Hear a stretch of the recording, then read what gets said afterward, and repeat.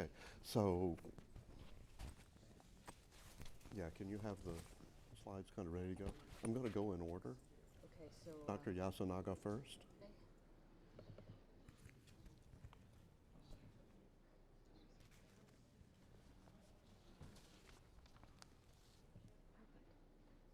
Well, good morning, everyone.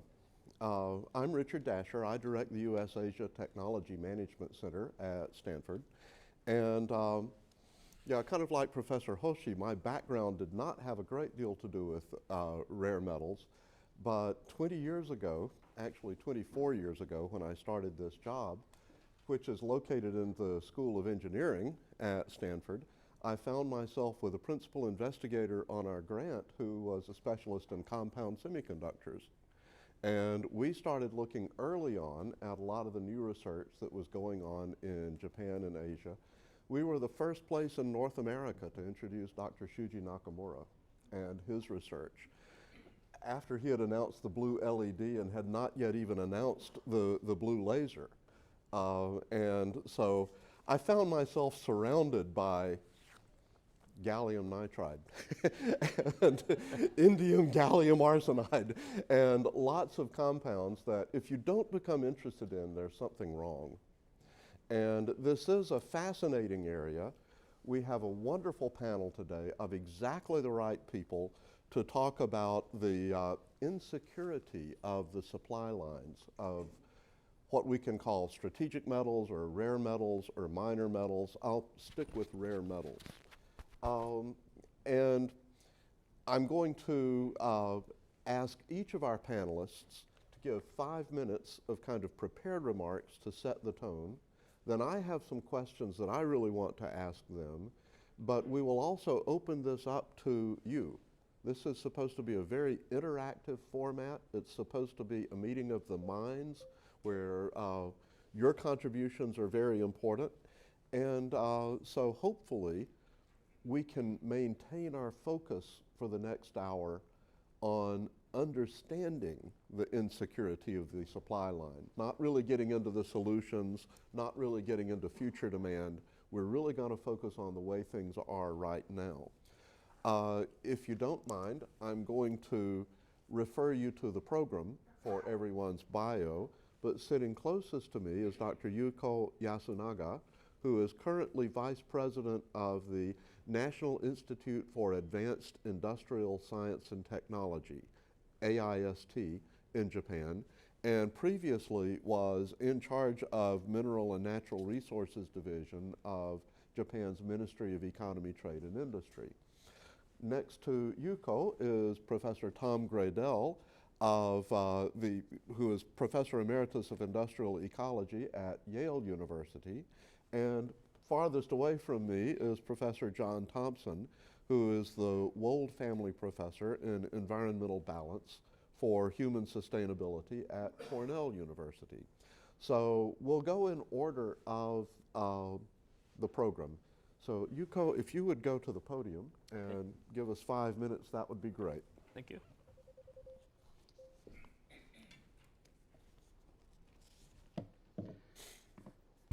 Thank you very much, Dr. Dasher, for kind introduction. And I'm really honored to be here with you. And to be concise, within 5 minutes, I will talk about my question and my idea. As introduced by Dr. Dasher, I was responsible for mineral resource development in Japanese government during 2009 to 2013. I encountered the China's rare earth export restriction on the time. The first question to me is that what are the challenges for Japan's perspective, both from government and companies for ensuring supply? From the perspective of Japanese government, government of Japan is responsible for securing supply of minerals, which are critical for sustainable industrial activities and people's daily life. We call the idea the economic security. And our idea is that economic security is a certain part of national security regardless to the existence of any military activities or instance. And of course, the government only has a rationale to intervene into market in case of market failure. However, and unfortunately, market failures are often observed in rare earths and rare metals trade. Government of Japan's policy measures to secure critical minerals are four things. First one, overseas resource development by giving financial support to private company to cover mainly political risks. It is rather a long-run method. Second one is recycling. It is sometimes can be a short-time measure. However, it is only economically viable today only for gold. R&D of third one is R&D of substitute materials technology, which is told by Dr. Tai from also Japan, NETO, and stockpile, which will be released only in case of emergency disruption of supply. It is a very short-run measure. Down to the next page. And from the industry's perspective, metals and minerals are indispensable for continuing industrial production, of course, no question. And if supply of one mineral metal components or subsystem stops, whole supply chain stops. Before China's rare earth export restrictions, even major automobile manufacturers do not precisely understand about what countries produce rare earths and rare metals, and its those unstable nature. Especially for rare metals, imperfect information as such and information asymmetry hinder designing appropriate redundancy of supply chain.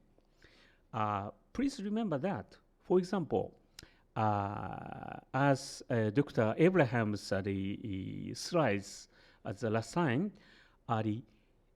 once Westinghouse has tungsten mines in the United States in the first half of the 20th century in order to secure tungsten for filament manufacturing for the light bulbs. So my idea is the downstream industry such as electronics or automobile manufacturer has to pay something to design and realize the appropriate redundancy of supply chain. Anyway, I will talk about that later. Third one is, third page is my explanation to the question, how are resources traded and how does that affect overall market understanding of supply? As shown by Mr. Abraham's chart of rare earth magnet, this is a very simplified supply chain picture of rare metals and its their downstream products. From minerals, refined materials, components, devices, subsystems, and final products, very, very cascaded and long lines. So total picture of such long and cascaded supply chain cannot be easily seen from each player. This is a reality, and the real reality is more complicated and multi-layered. And second question to me is, how are resources traded and how does that affect overall market understanding of supply? This table is showing the uneven distribution of mineral resources production. This means mineral resources, especially rare metal rare earths, are endowed unevenly on the earth. A small number of countries are at the oligopolistic position in the market. And market size of rare metals is far smaller compared to base metal like iron, aluminum, copper, lead, and zinc. So mining business of rare metal is not, generally speaking, fascinating activities for traditional resource companies and easily tends to be oligopolized by small number of small producers. And one important thing is as also as presented by Mr. Abraham, production of many kinds of rare metals are produced in forms of byproducts or co-products of other metal resources. For example, selenite, tellurium, molybdenum, those are the byproducts of copper, like that.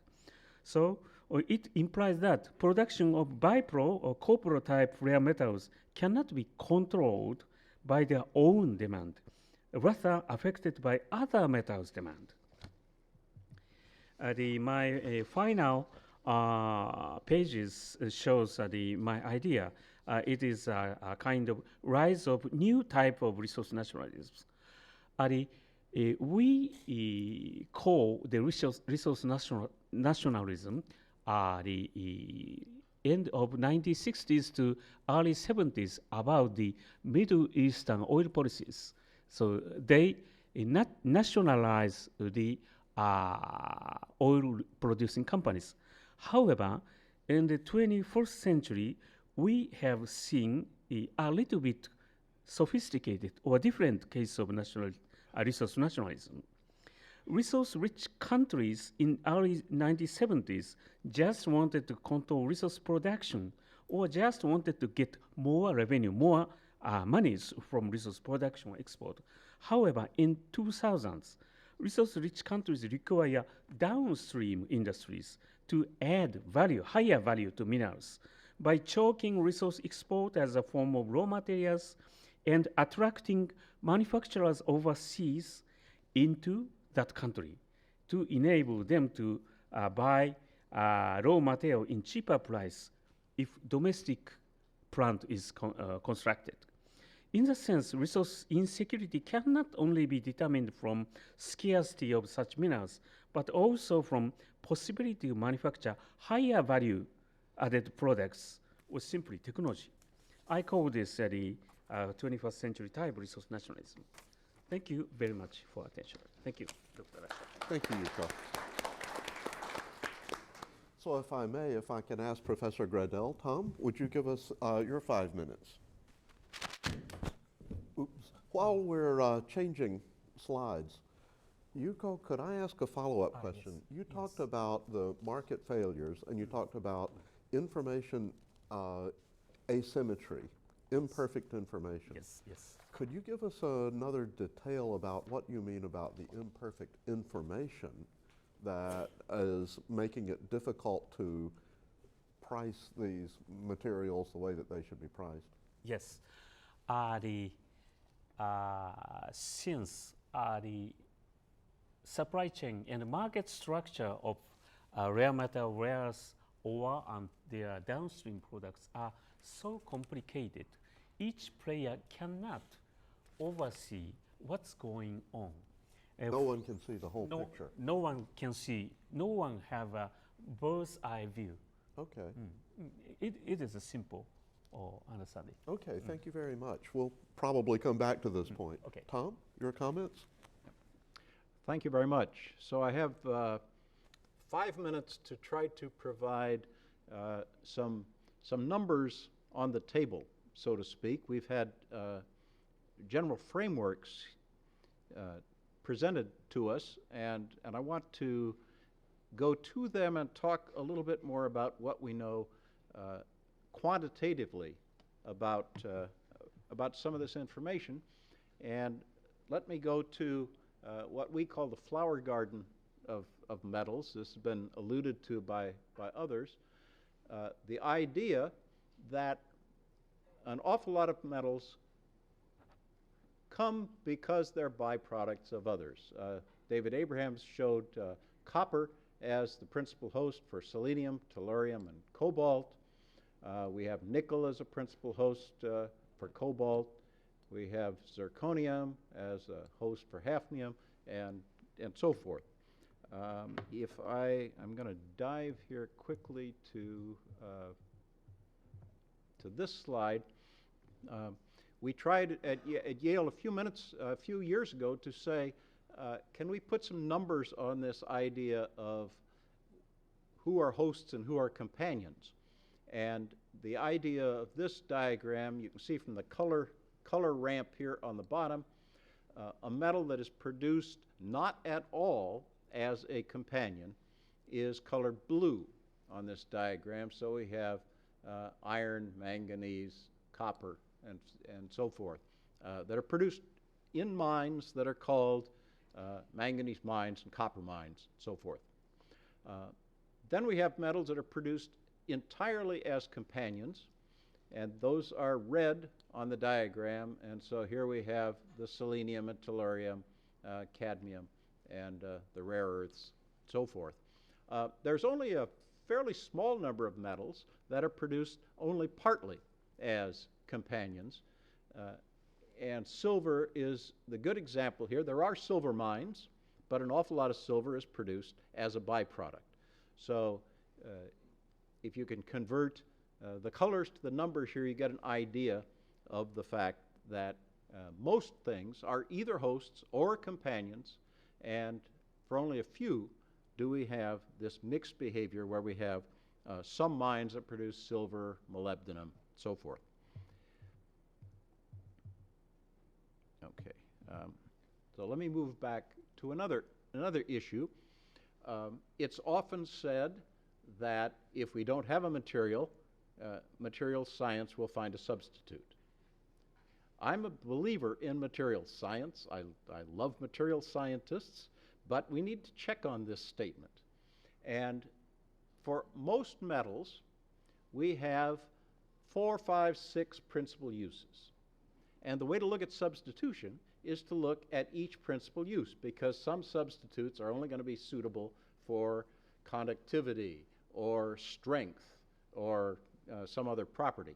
And so we tried to put numbers on this as well.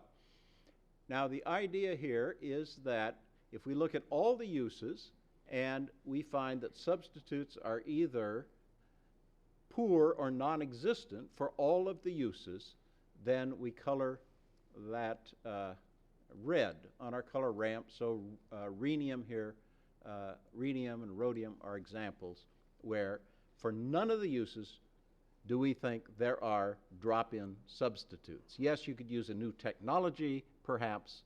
That's not what we're looking at here.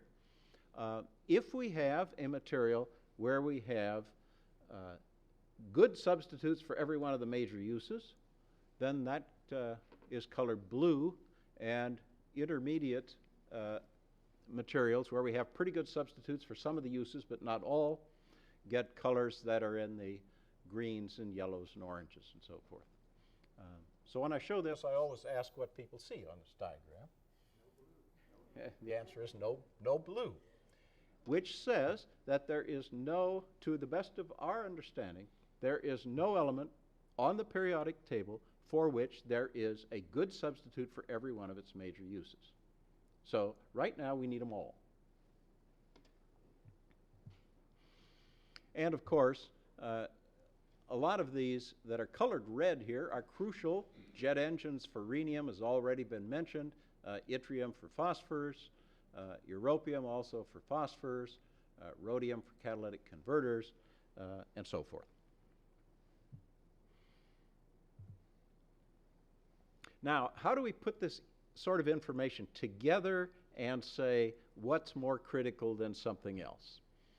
We spent 5 or 6 years at Yale trying to build a philosophy for doing this, and we ended up with a 3-axis approach where one of axis has to do with supply risk.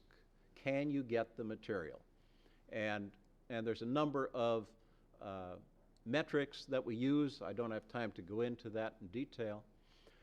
Another aspect is the environmental implications. Some materials are toxic. Some materials take an awful lot of energy, which means a lot of climate impact.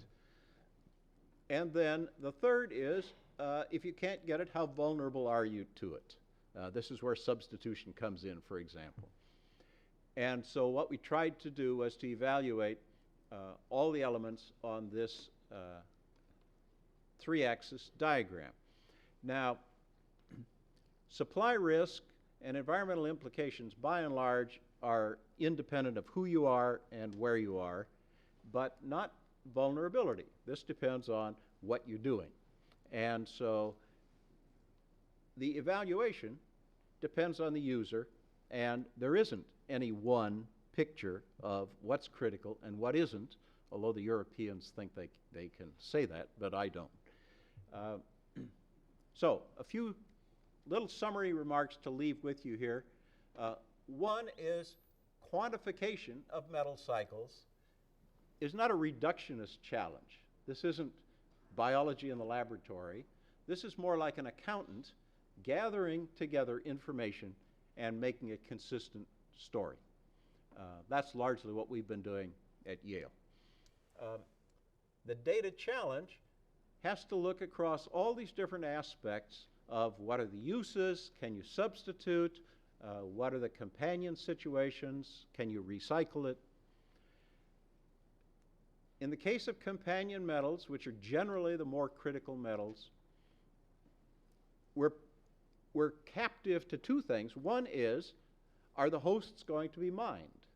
If the demand for the host goes down, then you don't mine the companions. And then the second thing is, if you mine the host, are you recovering the companions? And some places do and some don't, and of course it's market dependent. And then finally, this issue of criticality. We've got users that range from corporations to the planet, and we've got a lot of issues that come into play here. These are too diverse for there to be a single issue, single list of what's critical and what's not. But we can certainly say that some things are more critical than others. I'll stop there. Thank you very much. So if we can switch slides and ask John to speak. Tom, I'm going to ask you a follow-up question while we're going through the changeover process too. Would you comment on what Yuuko said about the downstream industries having to do further manufacturing to have usable versions of the materials, not just the extraction of the original material, but to have the manufacturing capability to really make the necessary components? One thing that we've come to discover is that base metals are often used in fairly impure form. We don't need a really pure form of iron to do most of the things that we're connected with in the steel industry. For most things in the scarce metals, cell phone, optics, night goggles, all kinds of examples, we need material in very pure form. So it's not only that we have to find adequate supplies of scarce metals, we need to purify them very well, and that's an additional challenge in this whole business. Okay, thank you very much. John, would you give us your comments? All right, thanks very much. And the advantage of being third on a group of speakers like this, that given David's introductory comments and my eminent speakers on the panel here, they've covered most things I want to say. Anyway, I have a slightly different perspective. I'm actually a geologist by training, although I don't do as much geology as I'd like to now. And so I start with the Earth, and the very simple statement about the Earth is that it's incredibly complex, incredibly heterogeneous, and it's made of minerals. And this may be incredibly obvious to most people in this room, I don't know, but it's important to understand that it's made of minerals, 4,500 of them, more or less, on planet Earth, and at least 4 times as many as on any other planet in our universe. And it's the minerals that are important, because the minerals is where we find these rare metals. So the distinct things, they're minor parts usually of quite rare minerals themselves, and then there's some exceptions. So lithium is an exception. Lithium occurs in brines, we extract from brines as well as from rare minerals. Rare earth elements are actually an exception because they're not rare on planet Earth, as they're abundant. In fact, they occur in a number of distinct minerals, but those minerals are complicated, and recovering the metals is extremely difficult.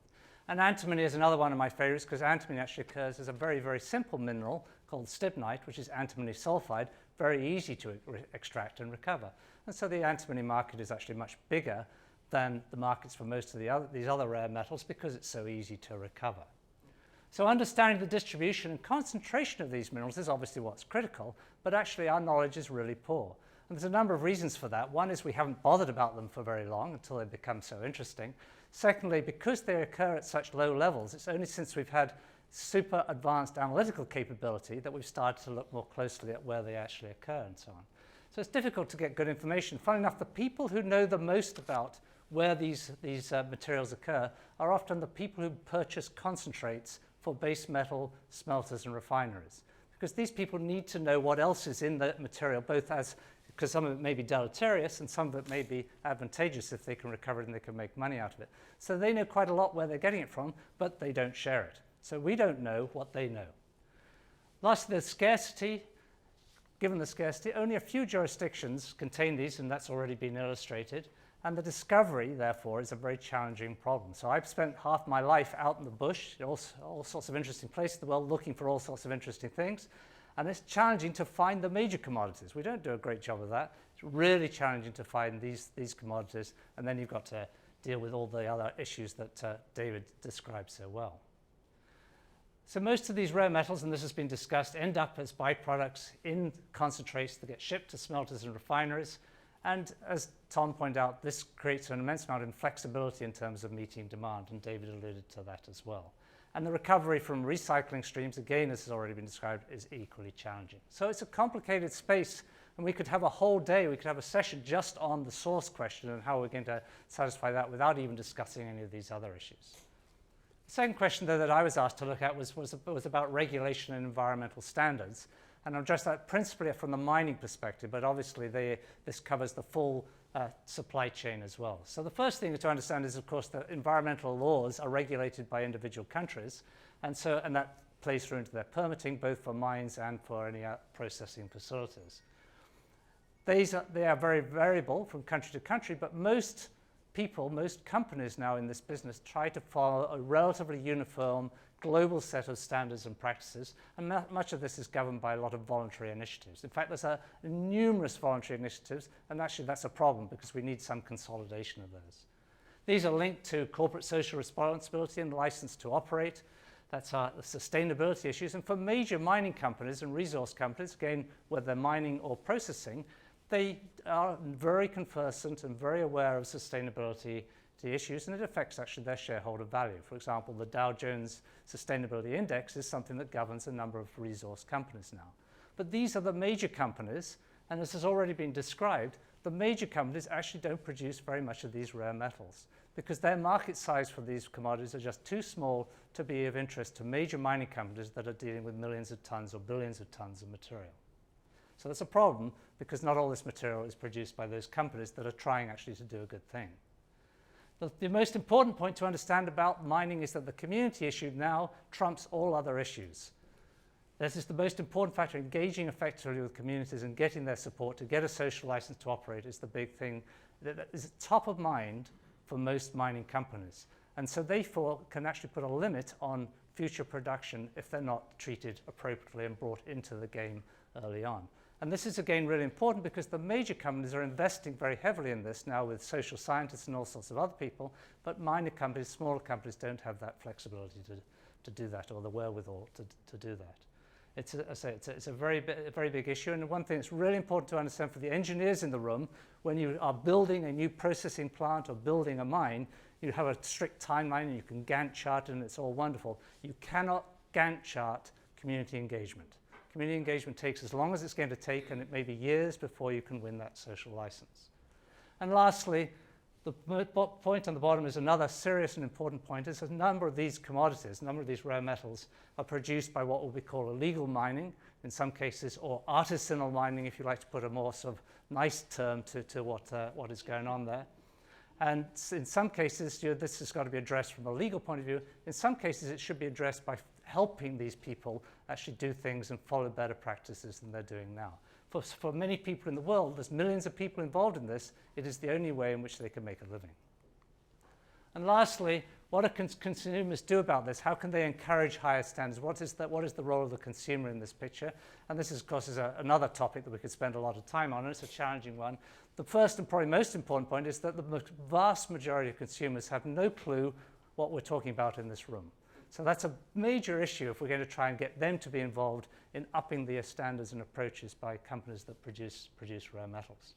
So that plays into ideas around certification, material stewardship, and that, of course, requires tracking and tracing. That's very, very difficult in any commodity. At the moment, we're doing it in diamonds quite effectively. We're beginning to do it in coltan, tantalum, columbian, so on. But very, very difficult if we start doing it in all of the commodities that we've been talking about. In fact, there's no real way in which we can do that at the present time. Companies that have thought about this down the supply chain who are interfaced with the consumers, and it's important to remember that most resource companies don't have any interface with consumers. They like to throw things over the fence to somebody else who eventually deals with that. But the companies that are doing that a little bit in the consumer world are Tiffany, a jewelry company that's now doing it around diamonds, and that's not a new thing. Since the Kimberley process, diamonds have been tracked quite carefully. But they're also beginning to do it around gold and silver in terms of their products. And they're using that as a branding to say that they produce the goods that are cleaner than other jewelry stores. And Apple is beginning to get down that path too. And both Tiffany and Apple produce sustainability reports now, just as do major resource companies. And lastly, at the end of the day, on the consumer side, the only really effective way that you can influence companies, in my opinion, is through shareholder pressure. And so once we get some awareness and understanding, it is possible that we'll see consumer pressure come through the shareholders back to some of these resource companies, bearing in mind that that's only the public companies that are likely to feel any of that kind of influence. Great, thank you. Okay, John, thank you very much. As you sit back down, let me ask you a follow-up question, and then I'll have a couple of questions for the whole panel. You were talking about the voluntary nature of a lot of the production controls that companies are using for environmental sustainability. Yeah. Could you go into more detail on that? Why is that not sufficient?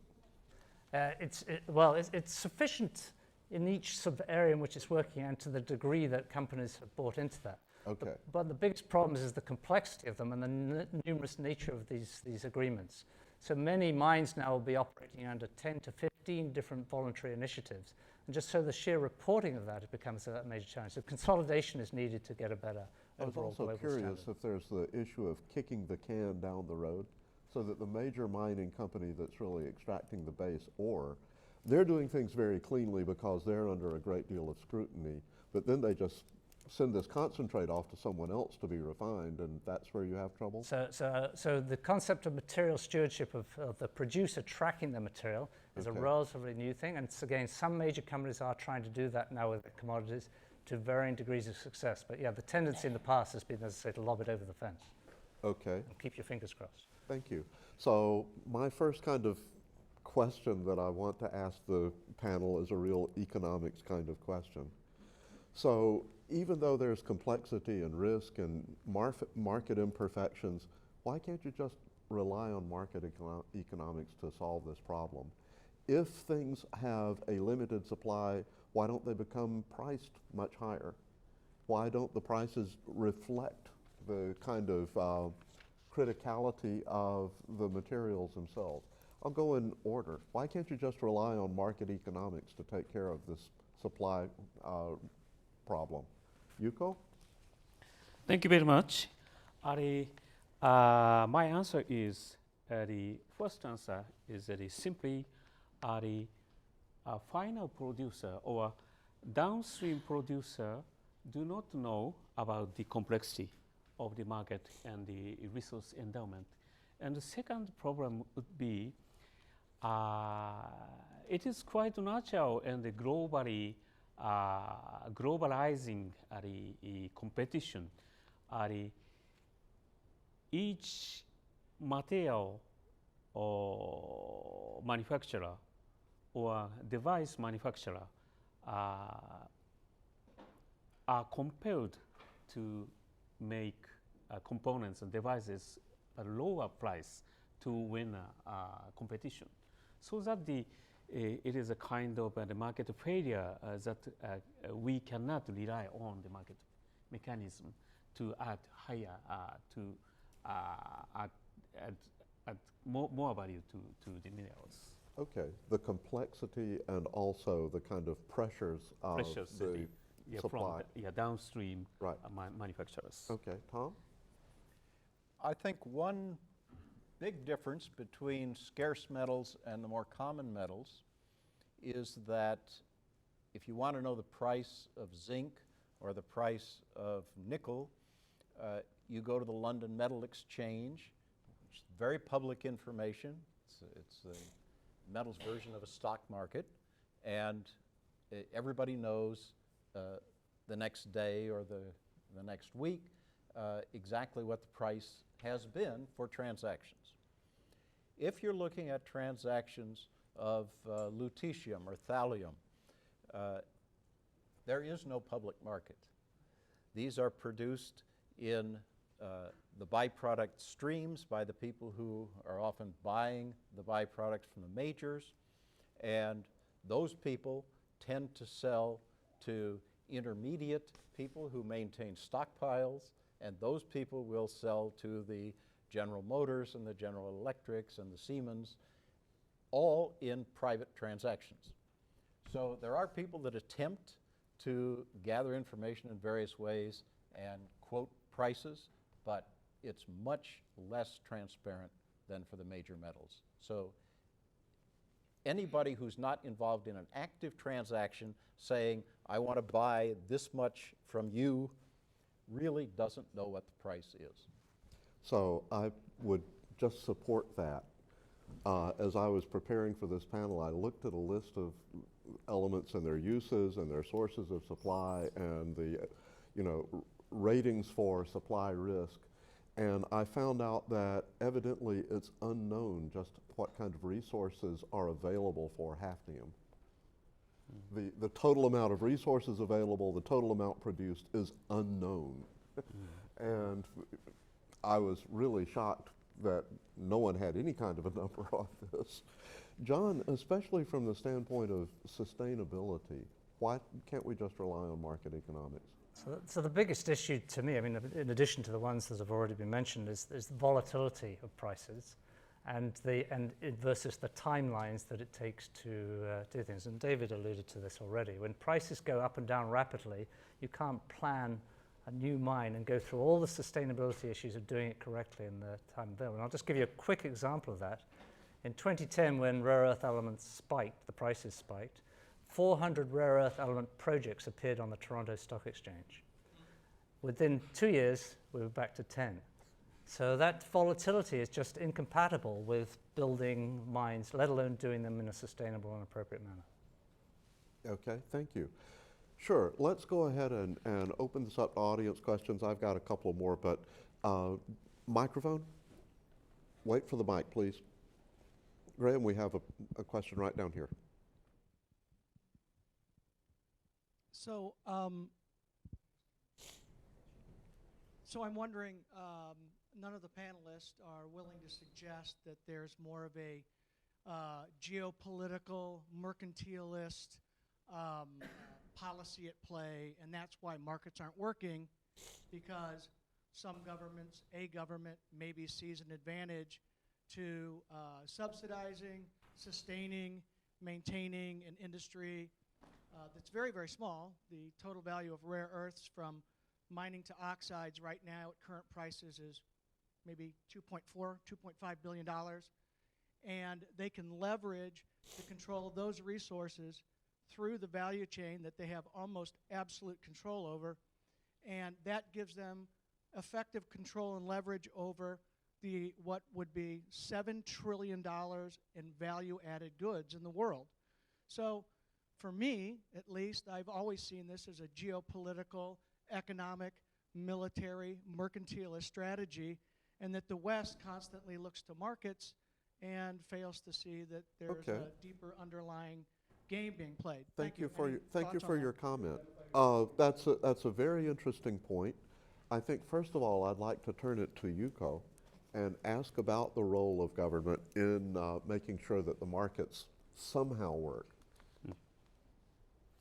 Okay, thank you very much for the question.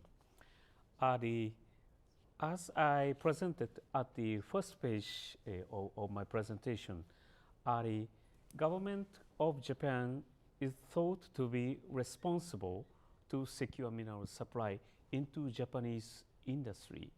However, the mining operation and the usage of the minerals and the production of value-added goods such like electronics, automobiles, all of them are purely private activities.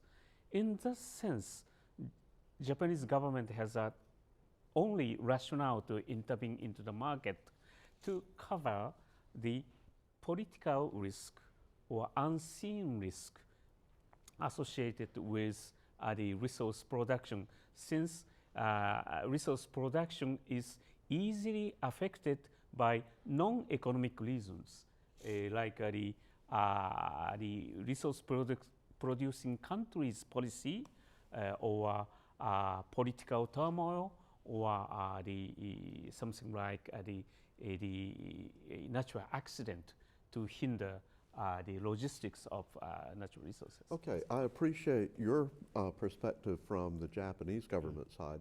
I think this problem is basically a problem of monopoly positions in markets.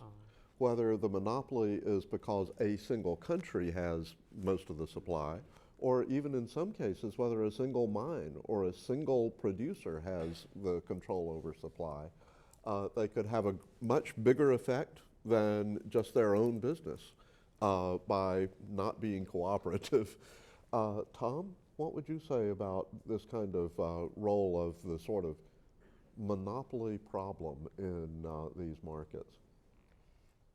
I think part of the challenge with that is that the monopoly happens very early in the life stage of metals, and the challenges really come at the manufacturing stage. And generally the manufacturer is pretty carefully decoupled by several stages of mining, processing, production of semi-products. And so the United States decides to contract with a manufacturer of fighter aircraft. And the manufacturer of fighter aircraft isn't opening mines. They are hoping they can buy some scandium or whatever to put in their product. We have a stages of decoupling challenge where the demand is really coming from people who do not know the nuances of supply. And John, in regard to these nuances of supply, could you focus a bit more on the role of government, especially with regard to the regulatory framework? Yeah, so I mean, again, I think for government, the volatility issue and the nature of these markets, again, is an inhibiting factor, particularly in governments that are increasingly short-term in their thinking. So we need to have a strategy that's going to address that in the longer term and deal with these issues and connect that source to the user is challenging. On the regulatory side, obviously, I don't think you're going to see governments abandoning regulations in order to enhance the supply. So that's going to be something that we're going to live with. But the government, to me, the role that the government could play very significantly is around people and education. And as somebody I think David alluded to, is that we've had in North America a loss of scientists, and I would argue very critically metallurgists over the last 20 or 30 years. And these are people that could help to condense that supply chain. Yeah. Thank you. Yuuko, I'm going to put you on the spot about this. Back when you were working with METI and China decided that they were going to withhold rare earth exports, what happened? How did this play out in the international arena? I'm not asking for interior stuff in Japan, but how did the world respond? Yes, as presented by some panelists and the person in the floor, many entrants went into the rare earth business. And into my position, many trading companies who trades the automotive materials rushed into our division to have a consultation. Their consultation is, we'd like to develop new rare earth mine in some country outside China, it will help Japanese government to diversify the risk of the rare resources, so that there was a good understanding between government and the private sector. For government, it can be a good rationale to put government money into mining business. And for private sector, they have a good rationale to get into mining business in the presence of some political risk. So that the many entrants rushed. And however, frankly speaking, since my background is resource engineering, so that for the China's case, the first observation was why geologically abundant lighter elements of rare earths, the price of those lighter rare earths going to be increased. In our basic understanding, since they are abundant geologically, that kind of turmoil will become calm within 3 years. However, for the auto manufacturers and electronic manufacturers, I had do something to add national supply. So I decided to put money into the lighter rare earth mining business with Japanese companies. Okay. Thank you. We have all kinds of questions, so I'm going to ask you to be patient. We'll come back to your points, I'm sure. Dan, why don't I give you the mic first? Yeah, I just wanted to follow up on this question. Dan Snyder from Shorenstein A-Park. I just would like to follow up on this question of the 2010 events, because my understanding is that it was not entirely clear whether the cutoff or the slowdown on the part of the Chinese was the product of market supply issues or it was an instrument of political pressure attached to the events in the East China Sea. And is that, at this point, for you, is that clear now, or is it still somewhat murky? And it seems to me that's an important question if we're evaluating the issue of criticality of supply and the risks associated. You know, if I don't, do you mind commenting? Because I was going to throw it to Tom, but go ahead. Okay. Simple answer for me. Why we put importance on that issue is that we thought it is not simply the risk of mineral supply, but also the risk of Japanese manufacturing. Since I talked earlier a little bit about that, the Chinese government choked export rares to Japan or elsewhere in the world. But they, at the same time, offer lower price, abundant supply of rares and rares products if Japanese companies, Japanese manufacturers, in other words, rares users, will go into the Chinese market to establish a plant to use rares. That means, that implies Japanese higher value added industries went out to the Chinese market. So the pressure to me is not only resource problem, but also the hollowing out of Japanese industry problem. That is the reality. That's very important. Thank you for your comment. Tom, how did you see that issue in 2010? I think from the standpoint of the work that we do at Yale, we are trying not to pretend that we know anything in the short term, because it's very difficult with these opaque markets and so forth to know what's going on in the short term.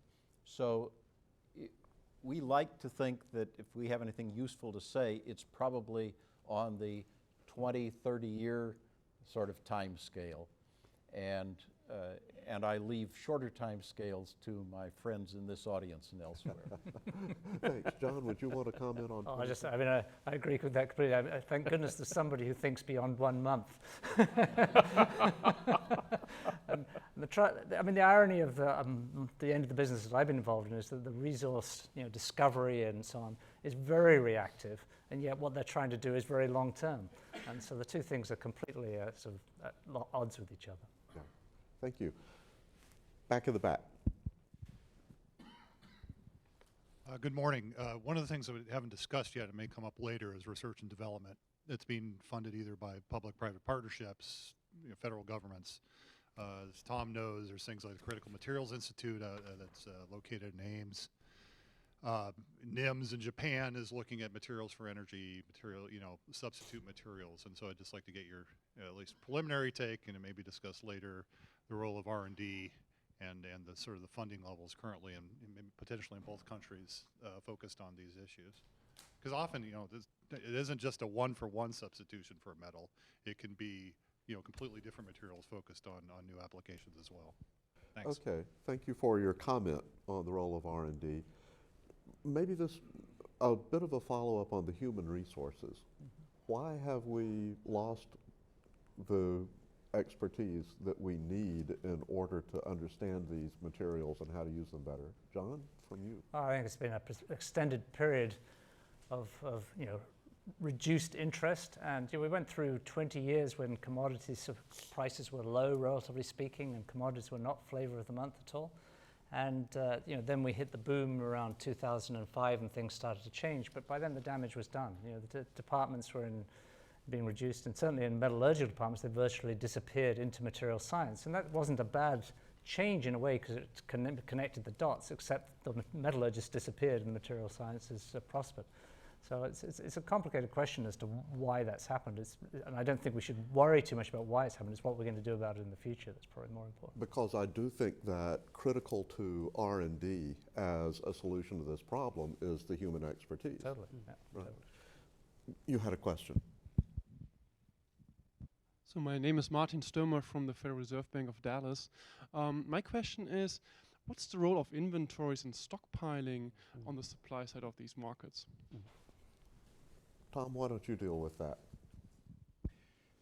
Stockpiling is a really interesting issue for these things, and governments have approached it in different ways. The Japanese government maintains some stockpiles. The Chinese do as well, although they're not very transparent about it. The US has maintained stockpiles since the 1950s, I think. And 7 or 8 years ago, there was a National Academy of Sciences review of the stockpile activity that came up with 2 major conclusions. One is the government had not a good rationale for what they were stockpiling, and the second was they certainly didn't have a good rationale for how much they were stockpiling. That, I think, is gradually getting somewhat improved. But basically, stockpiling is a reaction to things that happen on the short term. And what we're talking about are things that tend to change over the longer term. So we have sort of a mismatch of challenges here, and I'm not sure that once you get past stocking a little bit of things that seem logical to maintain industry for a few weeks or a few months, it's probably difficult to reconcile any sort of approach to stockpiles in the long term. Thank you. You had a question. Yes. Yeah, I'm wondering, this is more or less a scientific question. We know how much the natural abundance is of most of these elements. Have we made an estimate which ones have I call it the mortality rate is at the rate that we're using them? How much time, if we go on at the rates that we do today, how long will it take to deplete them? Like, for example, you know, oil we know has about 50 more years, never gone. It's gone from the earth if we go at the rate that we're doing now. Is there such an estimate made for some of these rare metals? This is for the geologist, I guess, the question. The quick answer is no. No. They're very, very, very difficult because we don't know enough about them. So, and it's not the total amount. I mean, there's estimates of the total amount in the crust, but that's not important. It's what's there in reserves, and then more importantly, what's there in resources and potential resources. And there's a lot of misunderstanding about those concepts of the difference between a reserve and a resource, and these estimates of when we're going to run out of things are often wrong because they don't take into account future resources and potential to discover new resources.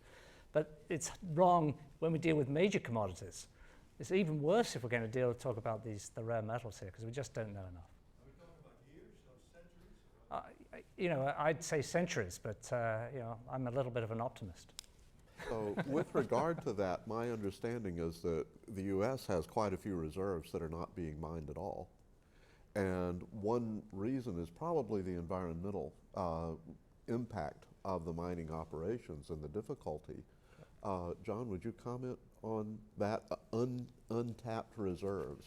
So to be strict again, a reserve is a measured economic amount of material that can be mined. And so when it's measured in economic, it's usually being mined. And so what we talk about in material that's waiting there to be mined, we call it resources. And there's abundant resources in the US for some of these things, but not for all of them by any stretch of the imagination. So rare earths, there is quite a lot. And some other commodities, there is a lot, but others would be quite low. Okay, thank you. Other questions? Go ahead again. Yep.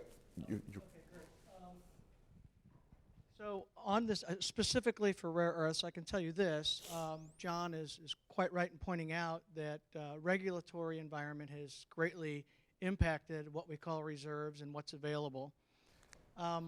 So the work I've been doing with John Kutch over there with the Thorium Energy Alliance for the last almost decade, we looked at the origin of the rare earth problem, and it's really quite simple, and I've never seen anyone ever do a presentation pointing out the origin of the rare earth problem, which correlates, it doesn't correlate, it was in fact created by an IAEA NRC regulatory change that brought thorium and uranium source material definitions. Instead of applying it just to the uranium mining market, they said, let's apply it to all mining. And when that happened, every single Western producer of rare earth resources, which were almost exclusively a byproduct of some other commodity, which you pointed out, they essentially dried up.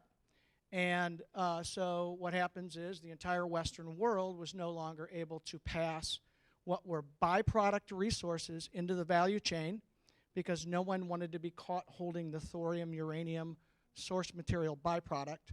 And as all of these resources dried up, the Chinese market took off, the Chinese market displaced, replaced, and then the Chinese market said to the Western world, to the magna quenches of the world, to all the other metallurgical and value-added companies, hey, we're going to withhold what you need, we're going to make it difficult, we're going to change pricing, and one day you're just going to be so frustrated that our government is going to fund the acquisition and relocation of your technology into China, and that's how the entire thing happened. It was a regulatory snafu. If I can ask Yuuko to comment especially on unintended consequences of regulations, right? Whether it's for environmental purposes or whatever, is this having an impact, continuing impact on the supply now? Yes, general answer is yes, of course. Even in Japan, 40 years ago, there are many metal mines, mainly copper, lead, and zinc. However, the physical depletion of deposit and the appreciation of N, and largely the environmental regulation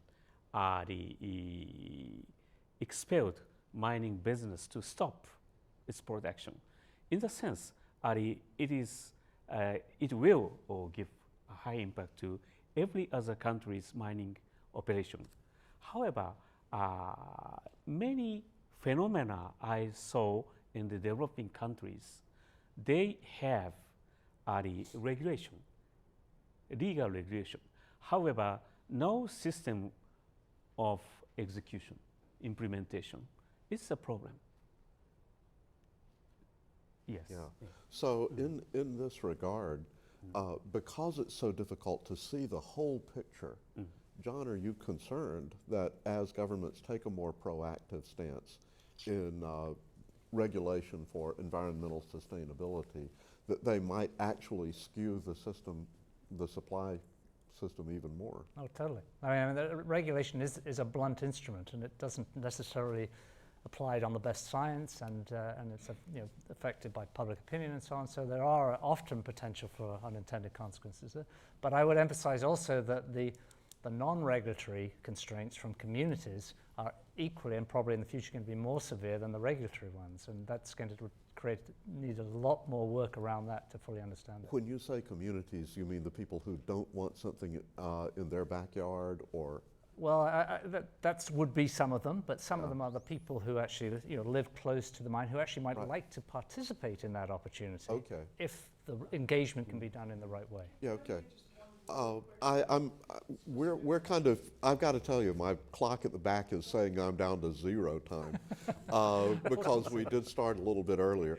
If you don't mind, I've got 2 other people that I'd like to ask to have questions or comments. You first. I saw your hand first. Yeah. Hi, I'm John Kutch from Thorium Energy Alliance. Just a real quick thing, if you have a moment to comment on it later, or we could even talk about it. You talk about regulatory or environmental. I know Japan supported the Linus Advanced Metals project in Malaysia, and there was huge environmental protests there.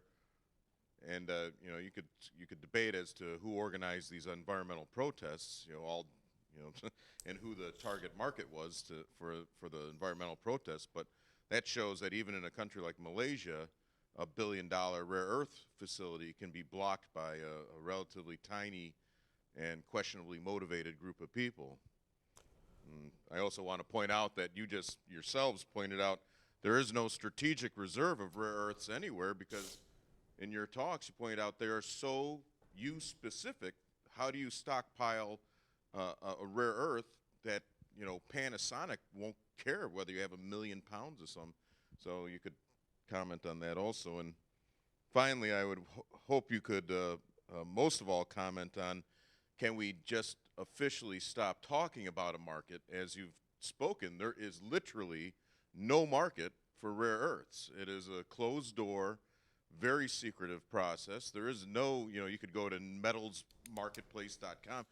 There is no market for these metals. It is not anything anyone would consider a market.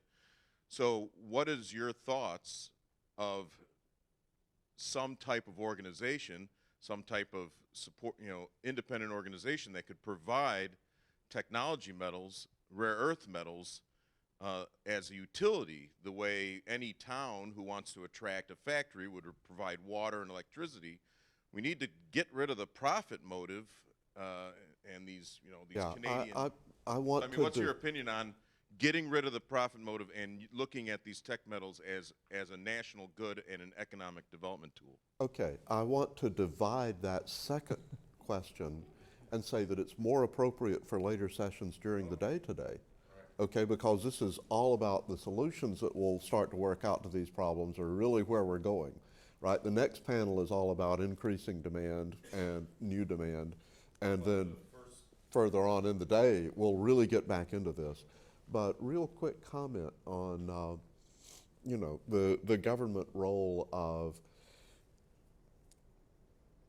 interacting with communities or making things happen, educating people. Yuuko, why don't you go first? Your first question is a very important one. I think the Malaysian government, because the Linus processing plant is located in Malaysia, Malaysian government is very clever to treat that problem.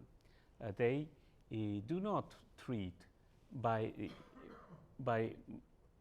Malaysian government solely, but ask IAEA for technological assessment of safety.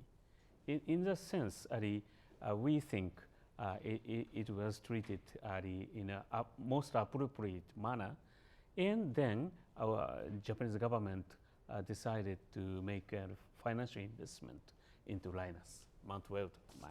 Okay, thank you. Tom, would you care to comment on this issue about the role of government regulation as we're going forward? This is it, okay. Your question, this will be the last one for our session this morning. I thought it might have been said, but I think as I understand things, the issue is not so much as supply or origin of supply. Geologically, these rare earths are present. The issue has become that China's dominated the processing of these elements, and it might also reflect the situation with Lynas and others who have attempted to get into the extraction business, including a couple prominent companies here in the United States who have faced challenges with processing. And that may also go to the issue of regulation backwards, because they don't have issues of pollution in China, and they've re-engineered technology that originated perhaps even right here in this locality that we're sitting. So, and the fact of the matter is that, 8, 10 years ago, this wasn't even an issue. None of us even had one of these. Yeah.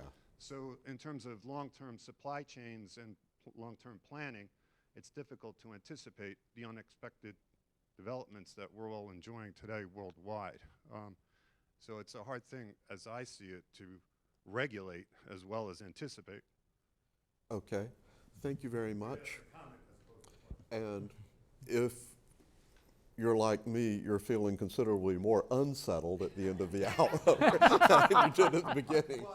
We have a very complex supply situation that is absolutely not transparent. It's filled with backroom deals and monopolistic behavior, and we're depending more and more on these materials.